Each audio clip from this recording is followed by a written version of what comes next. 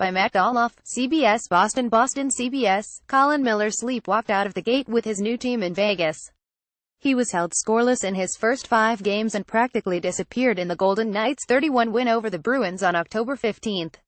But now, the 25-year-old is red-hot as he returns to Boston with a chance to make his former team regret leaving him exposed last summer in the expansion draft.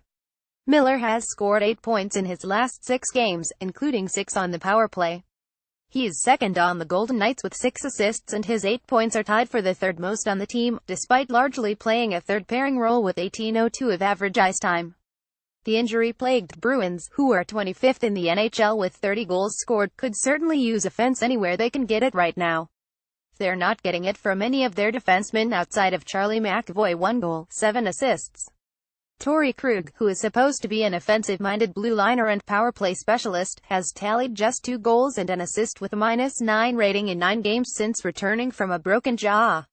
It's fair to note that the Bees haven't necessarily needed Colin Miller's services on the power play, where they are 4th in the league with a 28.9% success rate. The talented but mistake-prone defenseman also likely wouldn't have helped much in areas where the Bees have needed to improve, like net front defense, puck management, and neutral zone play. But the point is, when the Bruins exposed Colin Miller in favor of protecting the less skilled but more well-rounded Kevin Miller, a team that's dedicating themselves to developing and playing young talent gave up on a talented young player for nothing in return. Colin Miller and Alex Tuch of the Vegas Golden Knights celebrate a goal against the New York Islanders on October 30, 2017. Photo by Bruce Bennett. Getty Images. It's fair to question, with the benefit of hindsight of course, that the Bruins did not need to protect Kevin Miller at the expansion draft.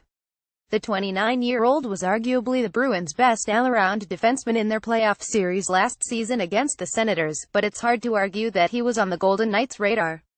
Vegas drafted veteran blue liners Lucas Pisa and Derek Engelland, both similar players with an average salary cap hit of $2.3 million, before they even got to the Bruins.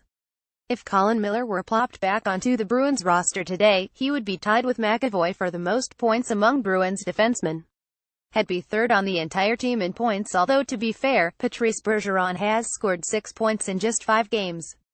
He would lead the team in power play points. Colin showed that his booming shot and offensive instincts can be legit weapons in the Golden Knights' loss to the Islanders on Monday, when he potted this power play goal. As soon as Colin was left open to be plucked away by the Golden Knights, it became abundantly clear that he was simply not part of the Bruins' future plans. There's a chance that he ends up being no more than the third-pairing defenseman and power play specialist that he is right now. But it's also obvious that he still boasts plenty of talent and untapped potential, as evidenced by his recent hot streak, and that at 25 he still has room to get better. He may not be a stud, but he sure doesn't look like a total bust. It would have been nice to see how he would have turned out here, rather than out west. Matt Dolloff is a writer-producer for CBS BostonSports.com. Any opinions expressed do not necessarily reflect those of 98.5 The Sports Hub, CBS, or any subsidiaries. Have a news tip, question, or comment for Matt? Follow him on Twitter at Matt Dolloff and email him at mdolloff@985thesportshub.com.